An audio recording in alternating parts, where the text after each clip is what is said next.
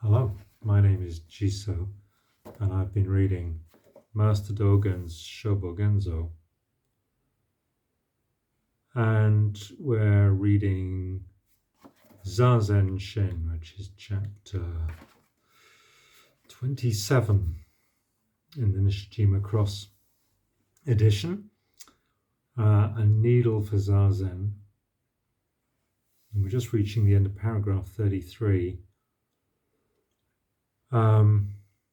As a maxim for Zazen, the one written by Zen master Wanshi Shokaku of Tendo Kaitoku-ji Temple on Dai-byakumyo-zan Mountain in Kaigenfu City in the great kingdom of Sung, and this alone is the patriarchs, is a true needle for Zazen, and is a fit expression of the truth. Only his is the brightness that illuminates both outside and inside of the Dharma world.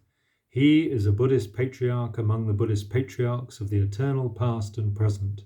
Former Buddhas and later Buddhas continue to be spurred by this needle. Through this needle, patriarchs of the present and patriarchs of old are realized. The Zazenshin in question is as follows. Zazenshin, written by Shokaku, who was posthumously titled by imperial decree Zen Master Wanshi.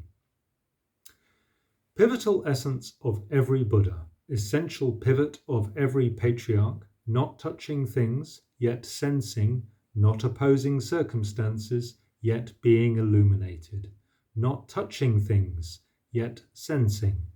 The sensing is naturally subtle, not opposing circumstances, yet being illuminated. The illumination is naturally fine. The sensing is naturally subtle. There has been no discriminating thought. The illumination is naturally fine. There has not been the slightest dawning. There has been no discriminating thought. The sensing without any duality is singular. There has not been the slightest dawning. The illumination without any grasping is complete. The water is clean right to the bottom. Fishes are swimming, slowly, slowly. The sky is wide beyond limit, and birds are flying far, far away.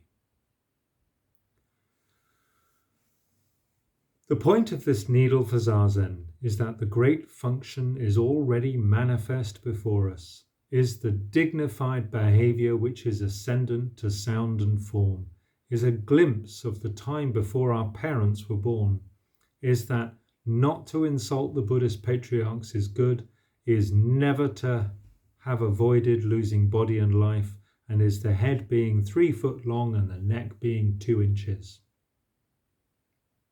Pivotal essence of every Buddha. Every Buddha without exception sees Buddha at every moment as the pivotal essence. That pivotal essence has been realized.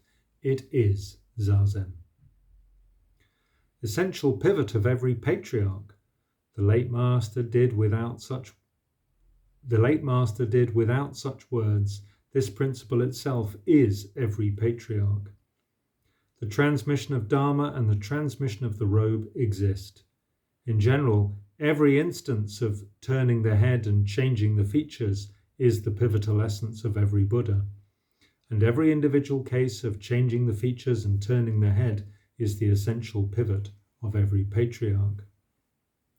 Not touching things yet sensing. Sensing is not Sensing is not sense perception. Sense perception is small scale. Neither is it intellectual recognition. Intellectual recognition is intentional doing. Therefore, sensing is beyond touching things, and that which is beyond touching things is sensing. We should not consider speculatively that it is universal awareness, and we should not think narrowly that it is self-awareness. This not touching things means when a clear head comes, a clear head does. When a dull head comes, a dull head does. It means to break by sitting the skin that our mothers bore. Not opposing circumstances, yet being illuminated. This being illuminated is not the illumination of enlightened understanding and is not spiritual illumination. Not to oppose circumstances is described as being illuminated. Illumination does not merge into circumstances because circumstances are just illumination. The meaning of non-opposition is the whole universe never having been hidden, is a broken world not showing its head, is the subtle, is the fine, and is the state beyond complicated and uncomplicated. The sensing is naturally subtle. There has been no discriminating thought. The state in which thought is sensing is not always reliant on external assistance. The sensing is concrete form, and concrete form is mountains and rivers. These mountains and rivers are subtlety. This subtlety is the fine. When we use this state, it is totally vigorous. When we become a dragon, whether we are inside or outside the dragon gate is irrelevant. To use even one mere instant of the present, sensing is to garner the mountains and rivers of the whole universe and exerting total effort to sense them. Unless our own sensing is in the state of direct familiarity with mountains and rivers, there cannot be a single instance of sensing or half an instance of understanding. We should not grieve about discriminating thought being late arriving. Every Buddha, in the state of already having discrimination, has already been realized. The non-existence of what has occurred is already having occurred, and already having occurred is realization. In sum, there having been no discrimination is the state of not meeting a single person. The illumination is naturally fine. There has not been the slightest dawning. The slightest means the whole universe. Still, the illumination is naturally the fine itself and is naturally illumination itself, and for this reason it seems never to have fetched anything to itself. Do not doubt the eyes, but do not necessarily trust the ears. The state of you must directly clarify the fundamental outside of principles, do not grasp for standards in words, is illumination.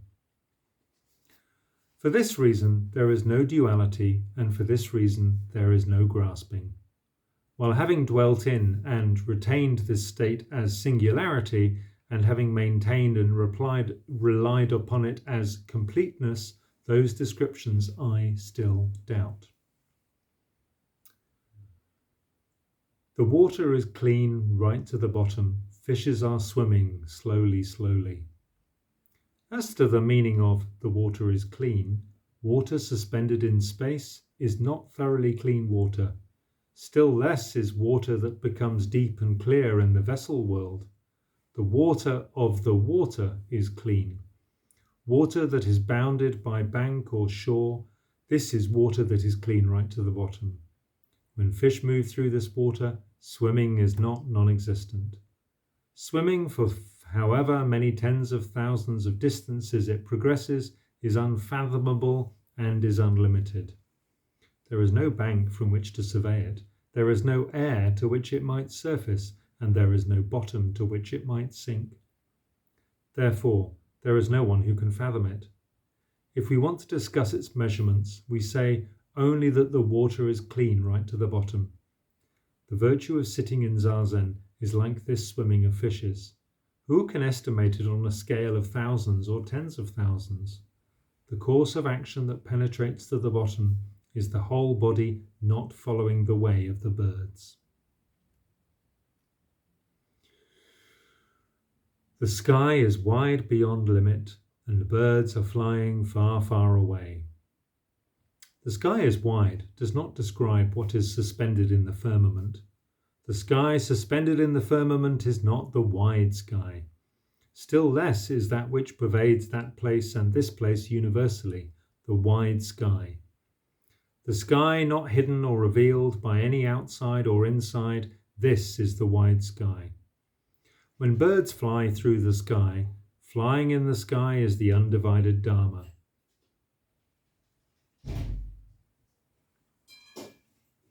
Sorry, it's disturbed by somebody coming in. Their action of flying in the sky cannot be measured. Flying in the sky is the whole universe, because the whole universe is flying in the sky. We do not know the extent of this flying, but in expressing it with words which are beyond the realm of estimation, we describe it as far, far away. Straight away, there should be no strings under the feet. When the sky is flying away, the birds also are flying away, and when the birds are flying away, the sky also is flying away. Words that express mastery of flying away are, it only exists at this concrete place. This is a needle for the still, still state.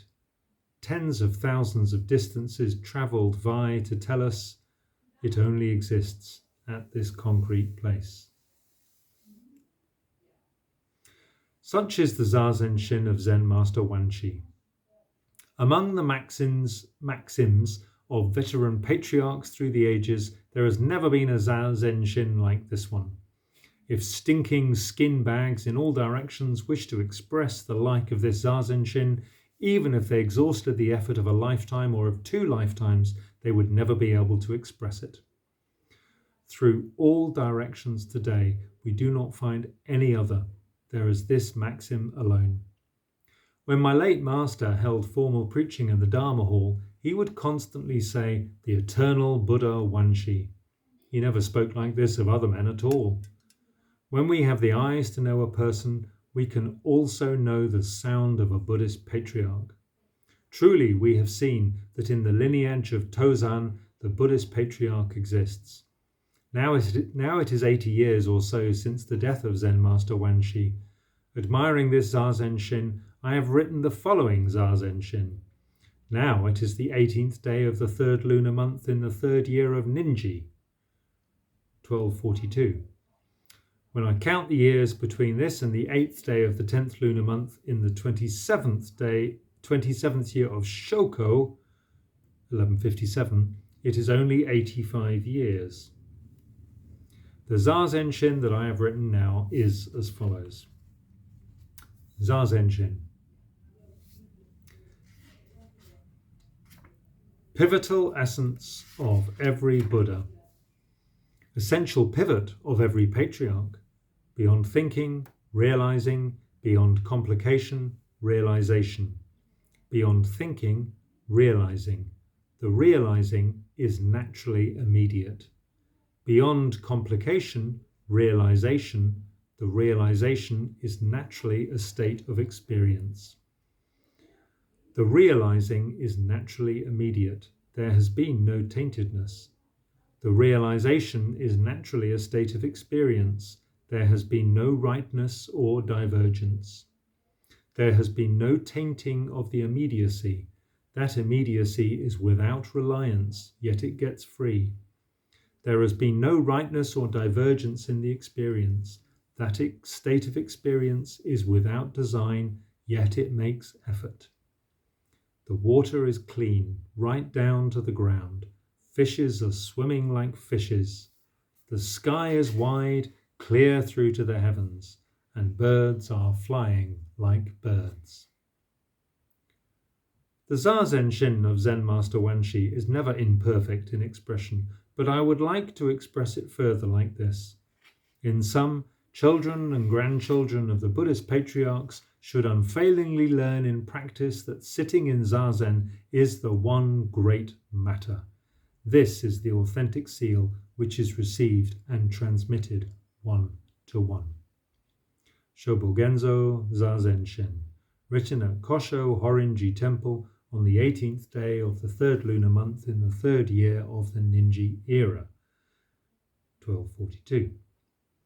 Preached to the assembly at Kippo Temple in the Yoshida district of Eshu in the 11th lunar month during the winter of the 4th year of the same era, 1243. Thank you for listening.